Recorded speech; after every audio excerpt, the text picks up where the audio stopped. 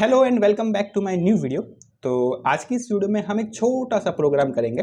Programme रहेगा factorial, यानी कि हमारे पास एक नंबर रहेगा, हमें उस नंबर का फैक्टोरियल निकालना है। तो किस तरह से करते हैं चलिए देखते हैं। सबसे पहले मैं अपने VS कोड में आ चुका हूँ। तो यहाँ पर मैं एक सिंपल सी फाइल बनाऊँगा, है ना। फाइल का नाम आप कुछ भी देख सकते हो, मैं दे देता हूँ factorial.js। JS में काम कर रहे हैं तो .js, ओके। अब मैंने ये फाइल बना ली और इसके अंदर मैं लिखता हूँ console.log hello, ओके। अब मुझे इस फाइल को रन करना है तो मैं कैसे करूँगा। एक तो हमारा ट्रेडिशनल वे आता है कि हम एक HTML की फाइल बनाएं, उसके अंदर स्क्रिप्ट इंक्लूड करें, फिर हम ब्राउजर पे जाएं, फिर वहाँ पर इंस्पेक्ट खोल के कंसोल में आउटपुट देखें। तो ये सारी झंझट करने की बजाय क्यों ना हम यहीं पर आउटपुट देख लें यूजिंग Node.js। Node.js जावास्क्रिप्ट का रन टाइम एनवायरनमेंट है, यानी कि Node.js के अंदर आप बैकएंड लिख सकते हो, है ना। तो यहाँ पर मैं आऊँगा, सबसे पहले मैं चेक करूँगा कि मेरे सिस्टम में नोड है कि नहीं है। तो मैं लिखूँगा node-v। node-v लिख के मैं एंटर मारूंगा तो मुझे बताएगा कि मेरे सिस्टम के अंदर कौन सा नोड का वर्जन इंस्टॉल है। तो फिलहाल मेरा जो वर्जन है नोड का वो है 20.11.0।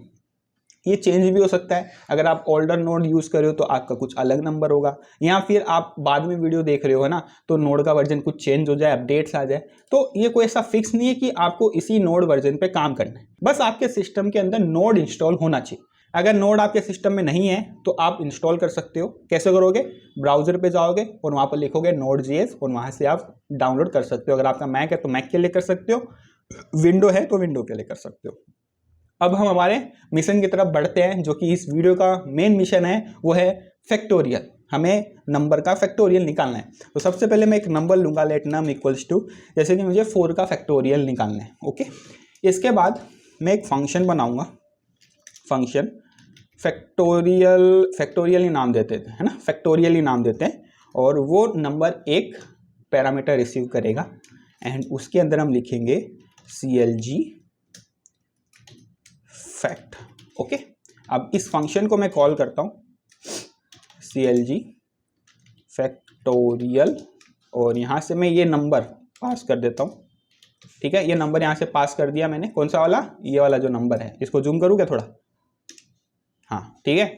तो फैक्टोरियल मैंने यहाँ पर कॉल किया है और इसके आर्ग्यूमेंट पे मैंने ये वाला जो नंबर है वो पास कर दिया। तो जैसे ये मैंने यहाँ पर पास किया, ये सीधा इधर आ जाएगा, इसके यहाँ पर मुझे मिल जाएगा 4।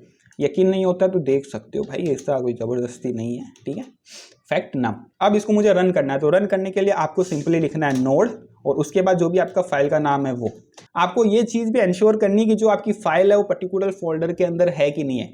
अब जैसे कि मेरे यहाँ पर फोल्डर है JS मैराथन करके, तो यहाँ पर JS मैराथन के अंदर मैं इस फाइल को रन कर रहा हूँ, तो ये रन हो जाएगी, हो जाएगी।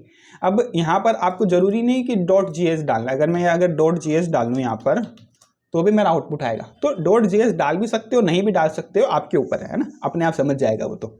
तो अभी देखिए मेरे पास आ गया, देखिए मैंने फैक्ट जो हमने यहाँ पर स्ट्रिंग डाला था वो स्ट्रिंग आ रही है, और यहाँ पर नम मैंने डाला था जो कि यहाँ पर क्या है 4, यहाँ पर मुझे 4 मिल रहा है। अब जरूरी नहीं है कि जो आप यहाँ से पास कर रहे हो वही आपको यहाँ डालना है, आप कुछ भी डाल सकते हो। मैं रन करके दिखाऊं, ये देखो, है ना। तो यहाँ पर आपको एग्जैक्ट वेरिएबल का नाम डालना है, जैसे कि यहाँ पर जो नम है वही आपको कॉल करते टाइम पर डालना है। अगर आप यहाँ पर str डालोगे ना तो एरर आ जाएगा, देखिए उसको पता ही नहीं चला कि str है क्या। तो यहाँ पर आपको एग्जैक्ट में वेरिएबल का नाम डालना पड़ता है और यहाँ पर आप कुछ भी डाल सकते हो, है ना। चलो इतना क्लियर हो गया। अब मुझे फैक्टोरियल का लॉजिक लिखना है कि क्या लॉजिक रहेगा। तो फैक्टोरियल के अंदर हम है ना रिकर्शन यूज करने वाले।